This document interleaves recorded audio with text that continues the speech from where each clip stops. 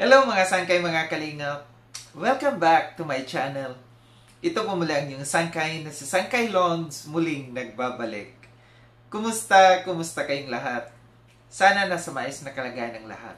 Dito sa Pilipinas or sa mga nasa ibang bansa, dobling ingat tayo, no? So mega love shoutout sa inyong lahat sa Team Sangkay Original, Team Sangkay Sponsors, Team Kalingap, Kuya Val, at Edna Kalingap Rob. Sa lahat ng aking mga followers, supporters, and subscribers, sa mga lolos, lolas, OFWs, and PWDs, mega love shoutout sa inyong lahat, and of course, I love you all. Ayan.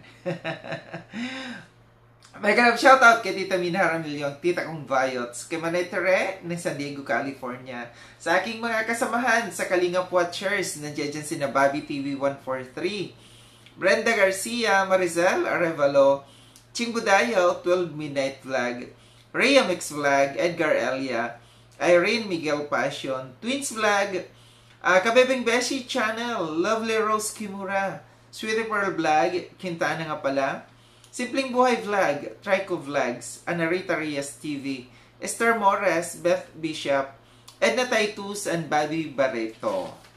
And also sa mga grupo, nandiyan yung Team A1, Giggle Ladies, Joy Natix, Joy Solid Titas in Manila, Solid Joy Team Baliw, I Love Joy International, Joy Beauty Titas in Manila, Diwata Cares, Marathoners, WCC, White Chicken Cactus, Joy Diwata Team Europe, and also EDZ Hanggang Dulo and EDZ 101.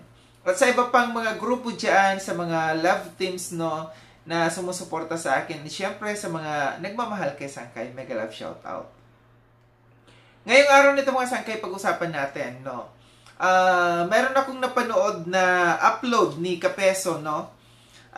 Na merong ang kanyang YouTube channel ay pinastrike ni July Paunil, no? Sabi doon sa ano, no? Sabi ni, ang YouTube channel kasi ni Kapeso ay dalawa, which is yung Kapeso Talks at saka yung Kapeso 2.0.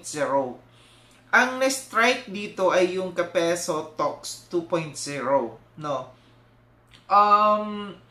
Alam natin na si Kapeso, no? Ako never akong nag-content, no, sa kay Kapeso. Kahit alam kong anti-kalingap siya, no? Never akong nag-content kasi ginagalang ko yung pagiging magkaibigan namin, no? Yung mga nagiging anti-kalingap dito sa kalingap, no, na nagiging kaibigan ko kasi aminin natin o hindi, no, si Kapeso maraming kaibigan dito sa kalingap nung siya ay nandito pa kasi isa siya sa kauna-unahan na naging reactor dito sa kalingap, ano, and mula nung umalis siya dito sa kalingap, kahit nung time na binabanatan niya yung kalingap, hindi ako nag-content sa kanya kasi gaya ng sabi ko, nire-respeto ko yung mga tao na naging kaibigan ko, no? Tapos naging anti-kalingap. Kahit binabanatan niya yung kalingap, hindi na ako nakikisali kasi ano niya yun, kagustuhan niya yun. And nawala si Kapeso ilang taon, 1 or 2 years na nanahimik. Nag-focus sa kanyang business, no, nag-business siya. And bumalik muli, no, si Kapeso sa pag dito sa social media. And hindi kaila sa atin, ano, na yun pa rin ang kanyang kino-content, yung kalingap, no. Kalingap, binabanatan ng kalingap, mga kasamahan natin ng mga reactors, binabanatan din niya, no. Hindi na ako nakialam doon. Pero ito, no, napanood ko yung kanyang upload, no, na yun nga daw, pinastrike ni July Paunil yung kanyang isang YouTube channel na Kapeso Talks 2.0. And sabi niya dito, nakakadalawa na daw ito na copyright, no, na nagpa-strike sa kanya si July Paunil. And sabi niya, naka-live siya nung panahon na yun, then biglang nawala time na siya ay naka-live kasi yun nga daw pina-strike na ni July Paunil. hindi ko alam kung paano ginawa no ni July Paunil dito. Kasi meron tayong yung sa mga copyright strike dito, no. Baka yung sa kay July Paunil, no, at copyright pina-take down lang niya yung mga uploads or live, no, ng isang tao like Kapeso, no. Kasi kung copyright strike, no, may warning yan hanggang 3 lamang, no. Hanggang 3 yung mayroon diyan yung reused, no, yung gumagamit, no, yung mga nagre-re-upload ng video. Halimbawa, video ni July Paunil, na-re-upload ni Kapeso. Ang tawag doon, pagka nagpa-strike si July Paunil, reused, no. 3 strike yon, hindi naman siya nati-take down kaagad pagka reused, no. Parang bibigyan ka ng 3 buwan, no, na para mag-ano ulit, no, na mag-reapply pagka reused, no. Maraming klase yung copyright dito, no. Siguro itong nag-claim lamang si July Paunil, no, na nag-claim siya na pinapa-take down yung mga videos ni Kapeso. Kasi alam natin na yung mga banat, no, yung banatan ang banat ni Kapeso, siguro yun yung ginamit, no, na pagpapa-copyright ni July Paunil. And dalawa na ito, sabi niya. So pag naging 3 yan, kung copyright strike, so pag 3 na yan, mawawala na. Mati-take down na talaga yung YouTube channel ni Kapeso. And mabuti na lang, meron siyang dito. Meron siyang isa pa, may backup siya, no. Ito yung mahirap, no. Ito yung mahirap kagaya nating mga reactors, kung tayo ay merong mga kalaban dito, lalo't lalo na yung mga kumukuha ng videos, no. Kumukuha, ginagamit, no, na hindi sa iyo, na walang paalam na ginagamit mo, dyan, pwede talaga dyan, yan talaga mangyayari, ma-take down yung channel mo pag naka-3 strike sa iyo. Naranasan ko na kasi yun, no. Naranasan ko na yung mga na-strike ako, like nung mga panahon ng awayan nung kay Lola Damiana,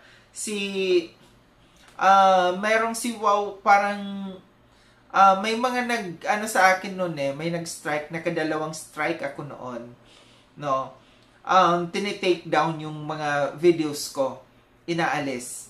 So merong doon na hanggang 3 buwan na magbe-behave ka, magagamit mong channel mo, pero magbe-behave ka, no. Ibig sabihin, mag-ingat ka, kasi baka pag naka-3 ka na, wala na. Pero pag naka-3 buwan ka, nawawala yung copyright strike mo. So ganito siguro yung nangyari kay Kapeso, no, na aabot ng 3 buwan bago niya magamit muli yung kanyang channel na yun. Kasi sabi niya na hindi niya magamit yung live, no. Parang na-strike yung live niya. Wala na siyang features doon na para makapag-live siya. Ang inalmahan dito ni Kapeso, no, sabi niya, parang may pagbabanta dito si Kapeso sa kay July Paunil, no. Nasabi niya, personalan ba, no? Personalan ba? Pagbibigyan daw niya ng personalan. Mag-ingat daw si July Paunil, no? Dahil kung ginawa yun ni Kapeso, kung ginawa yun ni July Paunil sa kay Kapeso, pwede din daw gawin ni Kapeso, no, sa kay July Paunil. Sabi niya dito, umalma siya dito kasi sinabi daw ni July Paunil, no, na bagsak na daw ang kanyang negosyo ni Kapeso, no. Parang sinasabi dito ni Kapeso na nagla-live si July Paunil, na ang sinasabi daw dito ni July Paunil ay bagsak na yung negosyo ni Kapeso. And sabi pa daw niya, kaya daw bumalik sa pag-YouTube ito si Kapeso dahil wala nang mapapa. Ibig sabihin ng mapapa, wala nang makain. So ito yung parang doon sa upload na ito ni Kapeso, no, na ipinaalam niya kanyang isang YouTube channel niya ay na-take down, no? Walang features para sa makapag-live siya. Sabi niya, ito yung kanyang pagbabanta, no? Na mag-ingat daw si July Paunil dahil baka gawin din daw niya, no? Yung ginawa ni July Paunil sa kanya. And ito yung inaalmahan ni Kapeso, no? Yung pagsabi daw ni July Paunil sa kay Kapeso na bagsak na yung kanyang negosyo kaya bumalik dito sa YouTube and wala na daw makain, no? Kaya bumalik muli dito sa ano. So parang personalan, no, yung nangyayari sa kanila. Hindi ko lang alam kung anong kung anong aksyon gagawin ni Kapeso, kung ito ba'y gagante kasi meron siyang pagbabanta, no? Na siya'y gagante dito sa kay July Paunil.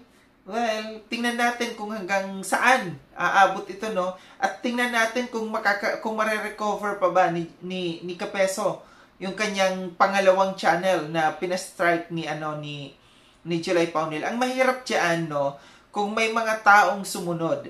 Hindi lamang si July Paunil, kung may iba pang mga reactors din, no, na gawin yung ginawa ni July Paunil sa kay Kapeso.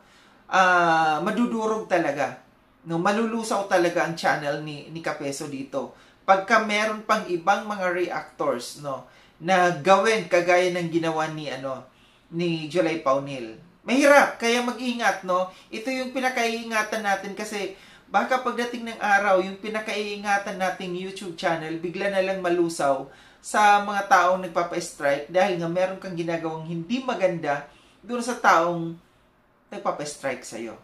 So, ingat-ingat lang tayo, no? Ito lang aking reaction patungkol dito, no? Na umalma dito si Kapeso, no? Umalma at merong pagbabanta dito sa kay July Paunil. Muli maraming salamat mga sangkay mo sa panonood. Sa mga hindi pa nakapag-subscribe kay Sangkay Lounge, subscribe niyo na po ako. Click yung notification bell para updated kayo sa lahat ng mga videos na aking gagawin. Like and share itong video na ito mga sangkay. Kita-kits tayo ulit sa susunod na video na aking gagawin. Ingat kayo sa ang dako ng mundo man kinaroroon. Paalam ng mga sangkay mga kalinga, paalam.